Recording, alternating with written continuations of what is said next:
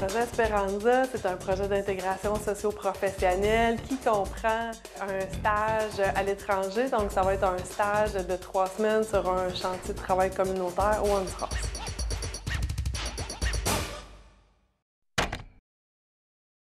On s'en va s'intégrer dans un projet de communauté, de la communauté là-bas. Fait qu'on ne va pas décider de ce qu'on va faire. Mais nous, on a demandé si c'était possible de travailler avec des enfants, dans une école, par exemple. On aimerait ça. Si c'était possible de travailler à construire quelque chose. Que ce soit peinturer un mur ou juste creuser un fossé ou, je ne sais pas, installer de la tuyauterie quelque part. C'est quelque chose qu'on aimerait faire. Puis l'autre chose qu'ils ont demandé, c'est qu'on aimerait faire de l'agriculture. Donc, peut-être cueillir du café, peut-être travailler dans un potager écologique. Donc, c'est ce que le groupe a sorti. Ça ne m'inquiète pas de faire à peu près n'importe quoi. Ce qui m'inquiète, c'est dans quelles conditions on va le faire. Parce que c'est pas nécessairement, s'ils nous disent on creuse un fossé, je ne suis pas sûr qu'on va avoir des peines.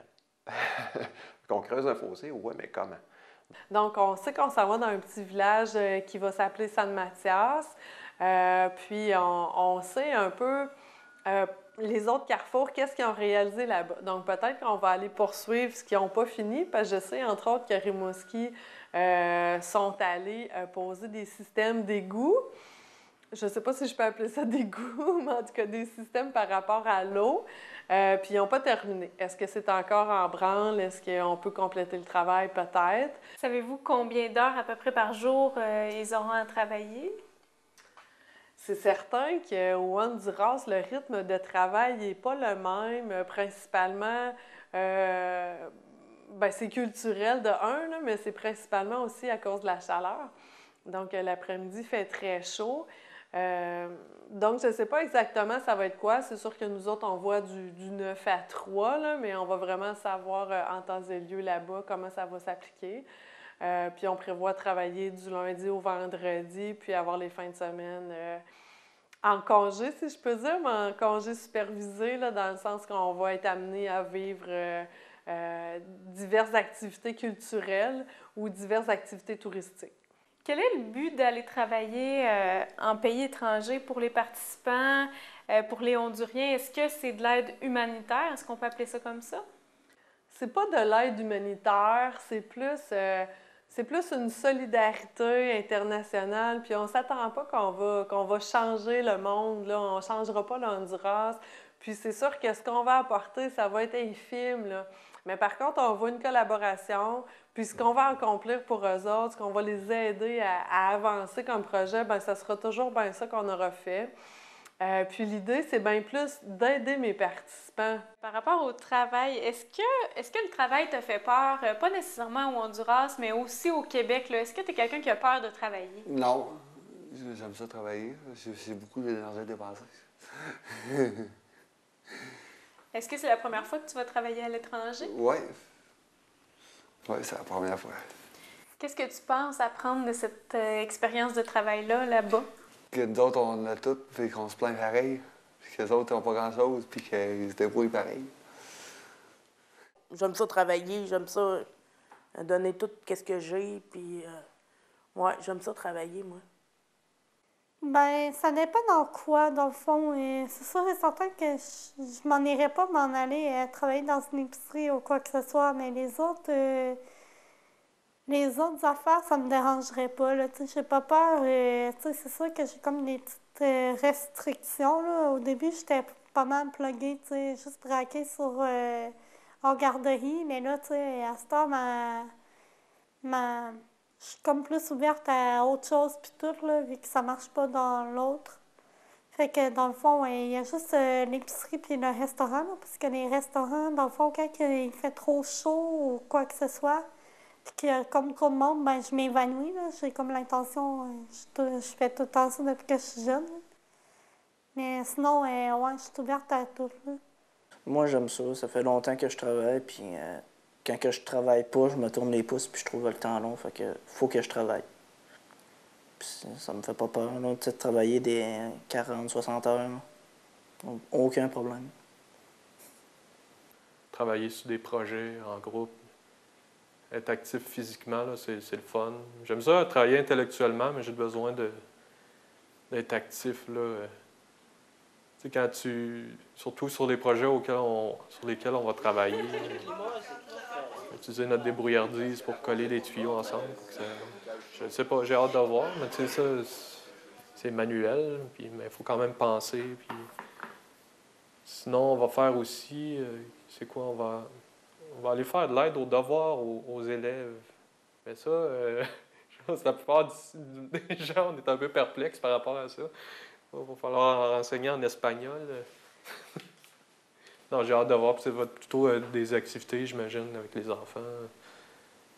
Est-ce que tu penses que tu vas aider les communautés là-bas par le travail que tu vas faire? Oui, je pense qu'ils vont être bien contents.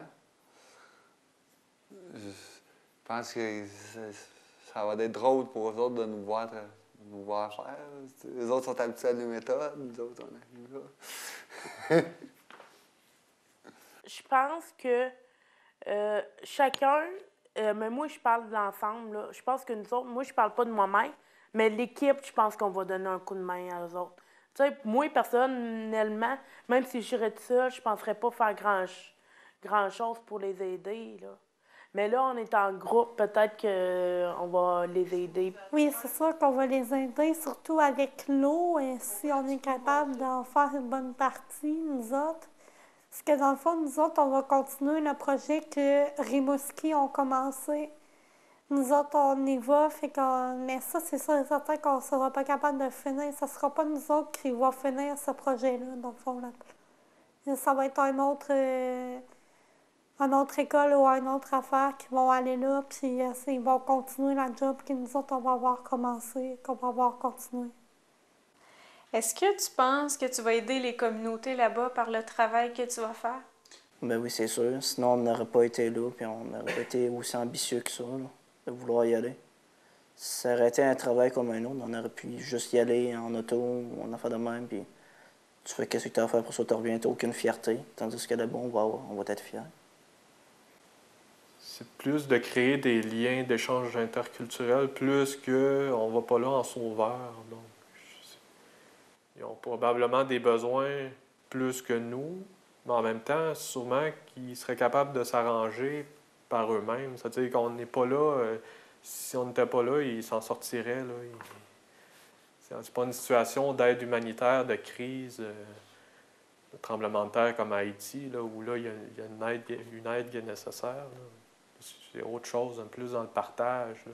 Probablement qu'eux, s'ils venaient ici, ils apprendraient autant que nous, on va là-bas, puis ils travailleraient sur un projet, disons, de jardin communautaire, puis ils nous montreraient des choses qu'eux connaissent, de la manière de cultiver qu'on a oublié. Là.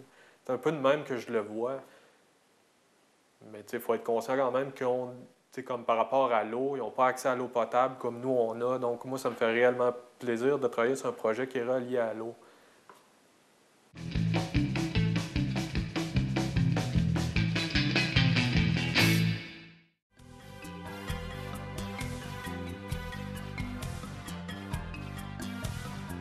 Bonjour et bienvenue à ma chronique des transports à Sainte-Mathias.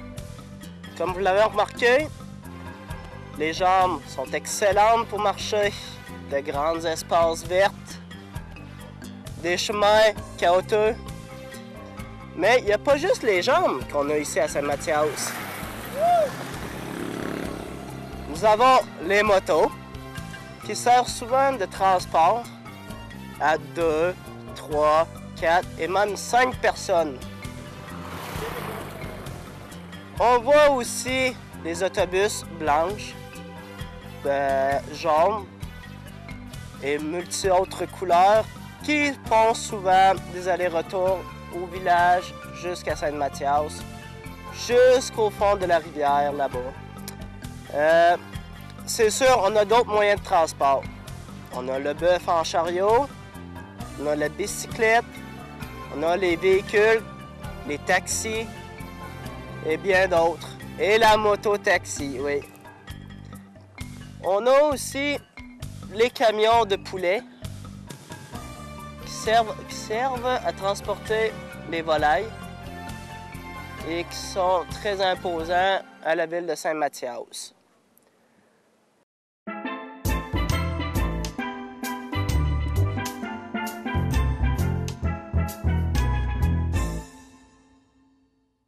L'émission L'Expérience Esperanza remercie la Caisse Desjardins de l'Anse de l'Apocatière, située au 308 4e Avenue à l'Apocatière. 88 856 2340 ou 1 866 856 2340. Fier partenaire de l'Expérience Esperanza, la Caisse du Centre de Kamouraska est située au 620 rue Taché à Saint-Pascal, 88 492 4011 ou au 1 877 851 4011.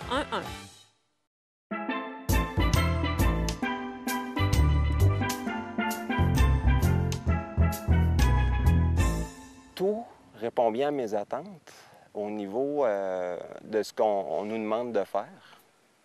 Ce que je trouve un petit peu difficile, c'est de voir le groupe qui embarque moins. Parce que pendant que les Honduriens travaillent, nous, on est assis, puis on fait rien. Et ça, je trouve ça dur. Et je pense que je vais bientôt faire une intervention là-dessus.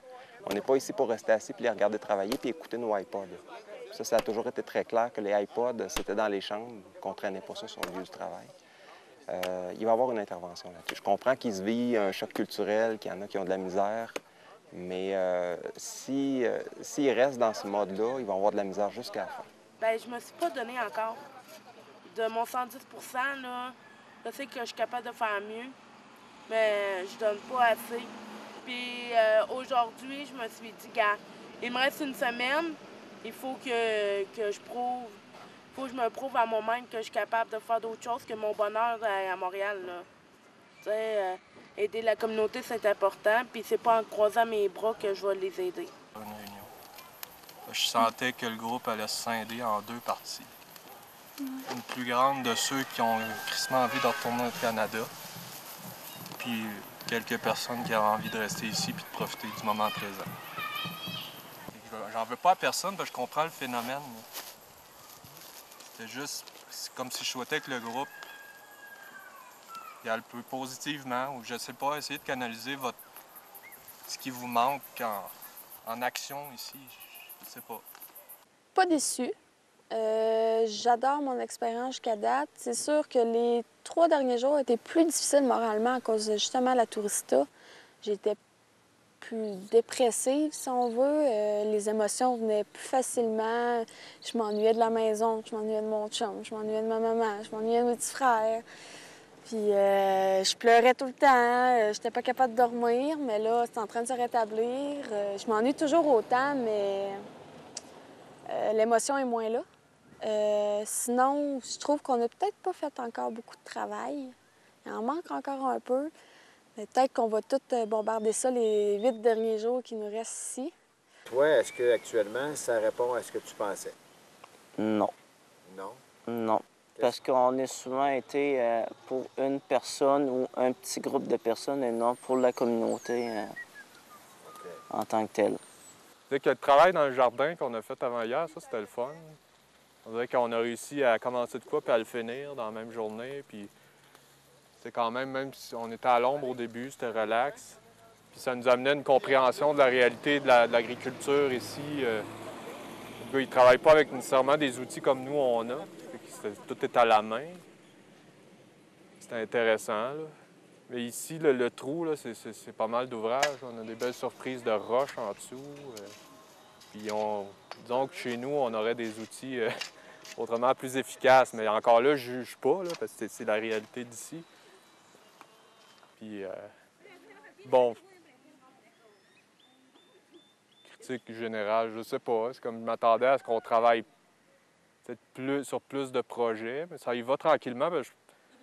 En même temps, ils veulent pas. J'ai l'impression que le coordonnateur veut pas nous brûler. C'est plus une initiation, ça fait qu'il nous amène sur des petits projets. C'est une réalité ici, là. On attend après les outils, on attend. L'efficacité n'est pas la même. En fait, on se trouve un peu peu productif, si je peux dire. Là, les ressources sont limitées. Quand il faut utiliser des pelles, des ci, des ça, bien, il faut que ça provienne de notre maison. Donc, ils n'ont pas ce bagage d'outils-là. Comme là, présentement, aujourd'hui, on creuse une toilette, bien, le trou est vraiment pas grand. Là. On ne peut pas être plus que 2 en même temps là-dedans. En même temps, là, c'est de la masse. C'est des choses qu'on fait pas chez nous. Là. Moi, j'ai jamais fait de ça, là, de la barre, de la masse. Hein, une pépine aurait fait ça en une demi-heure, là, mais nous autres, quand on rencontre la roche, je trouve qu'on est limité. Là. Notre portée est très limitée. Par contre, on est là, puis on fait ce qu'on peut faire. Là. Je pense qu'il faut le prendre comme ça. C'est sûr qu'il y a aussi beaucoup de confrontations versus ah, ben crème, pourquoi ils font pas ça de cette manière-là? Puis, hein, il y a vraiment la pensée qui fait que crème, ils sont pas productifs, puis ils sont pas ci, ils sont pas ça, puis nous autres, on ferait ci, puis on ferait ça. Mais je pense qu'il faut pas embarquer là-dedans. Je pense que chacun gère ses choses à sa manière, mais c'est facile d'y réfléchir.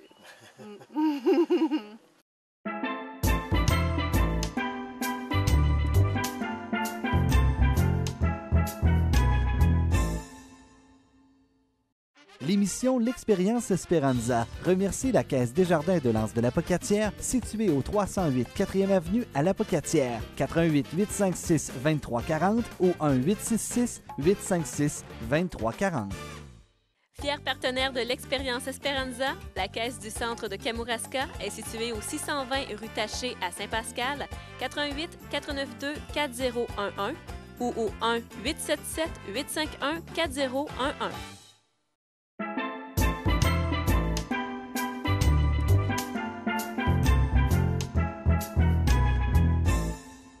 J'ai eu un relâchement côté travail à un moment donné. Justement, ça arrive tout le temps en même temps. Quand tu as le choc culturel, souvent, tu as un gros down. Puis là, à un moment donné, j'étais assis, puis « Ah, je file pas, ça me tente pas. Ah, je file pas, ça me tente pas. » Puis là, à un moment donné, t'as le cul, là. C'est ce que j'ai fait, puis j'ai recommencé à travailler, puis là, j'étais fière de moi. C'est qu'à un moment donné, Abraham, notre guide là-bas, il a dit « Tu trouves-tu que tu travailles assez? » J'ai dit, j'ai l'impression que j'ai pas travaillé beaucoup les 2 derniers jours. Il dit, mais tu vas avoir un regret en revenant. Pousse. Fait que c'est vrai. J'ai un regret par rapport à ces 2 jours-là, mais je suis fière parce que j'ai poussé après. Certains projets, oui, ça a été dur pour moi. Parce que j'étais malade, puis que je ne pas bien. Oui, c'est sûr, creuser de la roche, rendu à la roche, c'est ça, c'est dur pour nous autres. Là. Fait que c'est là, surtout à la pioche, là. T'as pas de pépines, là. Fait que c'était à la pioche, puis après ça, qu'est-ce qui a été dur? Ah, travailler en hauteur, comme peinturer. On est allé peinturer, puis les hauteurs, moi, je suis pas capable, surtout quand t'es de même, là. On dirait que ma tête... Trouves-tu que tu as travaillé assez fort? T'as-tu donné tout ce que tu pouvais? Bien, il y a une journée avant de partir que j'ai donné tout ce que je pouvais. Tout ce que je pouvais. Puis, je pense que oui. Bien, c'est sûr, j'aurais pu travailler plus fort comme tout le monde, mais j'ai donné mon 110% pareil. Je voulais pas me mettre à terre. Déjà, je suis à terre présentement, là. On va... Est-ce que ça t'a donné le goût de travailler plus fort en revenant au Québec? Mais là, je suis dans une passe que là, je veux relaxer. Là. Mais oui, quand je vais recommencer le beat de travailler, oui, j'aimerais ça travailler plus fort. Pas me mettre à terre, mais travailler, là, comme une personne normale. Là. Dans le fond, on était supposé travailler en plomberie puis tout pour changer leurs tuyaux pour qu'il y ait de l'eau potable. Mais finalement, les tuyaux ils étaient commandés pour qu'on arrive, mais finalement, ils n'étaient pas encore arrivés. Puis ils sont arrivés la journée que nous autres, on finissait notre séjour là-bas. Fait que dans le fond, on n'a pas pu travailler sur la plomberie vraiment. Dans le fond, on a juste déplacé, on a préparé le terrain, dans le fond, avec des tas de sable. Il a fallu mettre des tas de sable un peu partout avec la brouette puis tout. Là, Sinon, on a travaillé beaucoup dans des champs puis tout, qu'est-ce qui n'était pas prévu, toutes des affaires qui étaient comme pas prévues. Fait qu'on a fait autre chose. On a été travailler dans un champ de piments pour ramasser toutes les mauvaises herbes, faire des herbages. Après ça, on allait beaucoup travailler avec les enfants au ministériaux. Après ça, on est allé dans une école aussi, passer une avant-midi. Trouves-tu que tu as assez fait ta part dans toutes les activités? Oui, j'ai vraiment fait mon 100%. Là. J'ai donné tout ce que je pouvais. Il y a peut-être juste une journée là, que j'ai pas beaucoup travaillé parce que, dans le fond, j'étais super malade cette journée-là. C'était ma 2e journée de gastro, puis ça allait super, vraiment pas, là. Je m'avais essayé au début, mais j'avais trop de crampes, puis ça allait vraiment pas, puis il faisait super chaud aussi. Qu'est-ce que tu as appris de l'expérience de travail à l'étranger? Qu'est-ce que j'ai appris? J'ai appris plein de belles affaires, dans le fond. C'est vraiment... j'ai appris comment que les autres, ils travaillaient hyper dur, puis comment que c'est vraiment pas facile de gagner de l'argent là-bas, là. Et c'est vraiment tough, là. Et ils sont vraiment pas riches. Ils travaillent beaucoup, mais ils sont vraiment pas riches non plus, là. Et c'est vraiment difficile, puis ils gagnent pas beaucoup, puis ouais, c'est vraiment quelque chose qui m'a touché beaucoup. Puis il y a aussi l'affaire qui m'a touché aussi énormément, c'est le travail que mon frère, puis tout, il travaillait 7 jours sur 7 là, à l'âge de 15 ans. C'est formidable, là, comment qu'ils veulent, puis ils ont du potentiel, là, c'est l'enfer. Moi, j'avais envie de travailler. Là. Des fois, je trouvais qu'on se tournait les pouces, puis c'était long. Là. Il me semble, les premiers jours, il me semble on était déjà en activité culturelle. On était déjà à Rivière, on n'avait pas travaillé, ou une journée, j'étais là, bon, on va-tu faire de quoi de m'emmener? Le premier job qu'on a fait, c'était planter des arbres, ça a duré un avant-midi, ça a été assez vite. On a réglé ça assez vite, puis il n'y avait plus rien à faire. Là, on est allé à Rivière, puis là, quand on est revenu, là, on a fait du désherbage dans le jardin, là, j'ai trippé. Là. C'était quand même assez long, puis c'était agréable, là, c'était plutôt zen, là, puis des mains dans la terre, puis il y avait une belle énergie dans le groupe, c'était le fun. Le manque de moyens, c'est plutôt ça la frustration. Là. Il manquait de peinture, on n'a pas pu faire comme une rangée de solives à l'extérieur. Ça fait une job au 7-8e fini. Ça fait... Là, le monsieur, il dit « Ah, il n'y a pas de problème. » C'est des choses qui arrivent, c'est dans Honduras. C'est comme, il faut que tu l'acceptes. C'est comme les outils désuets, des pelles qui plient quand tu prends la terre. Le dernier jour où on a pelleté de la terre, là, on avait 2 bonnes brouettes là, que tu lèves, là, puis elles sont légères, puis tu pousses. Mais il y a des brouettes avant, mon Dieu, tu mettais toute ton énergie à transporter la brouette vide. Bon, c'est sûr que je trouve peut-être que... Parce que là-bas, on a vu des exemples, là, comme le frère de Christian, qui s'appelait Christian. Quand il m'a appris il y a 15 ans, il se lève à 5 heures le matin. Il se lève à... Non, il commence à travailler à 6 heures le matin, puis il finit à 6 heures le soir, 7 jours par semaine, 365 jours par année. Il met toujours le sourire dans le visage. Ça, pour moi, c'est un modèle. T'sais, il le fait parce qu'il n'a pas le choix, mais il le fait avec le sourire. Est-ce que, à ton avis, les participants ont donné tout ce qu'ils pouvaient? Est-ce qu'ils ont donné leur 100% dans les travaux qu'ils faisaient? Ça, c'est difficile à dire parce que c'est pas à moi de juger s'ils donnent leur 100 %, c'est à eux. Mais il y a eu une intervention à un moment donné parce que pendant que les Honduriens travaillaient, souvent les Canadiens étaient assis. Qui étaient pas... C'était compliqué parce qu'il y avait 3 pelles pour 18 personnes, une brouette, 2 brouettes des fois. Donc, on était vraiment à s'échanger les pelles et à se relayer, mais quand les Honduriens prenaient le contrôle des pelles et des brouettes, c'était difficile d'aller reprendre le contrôle.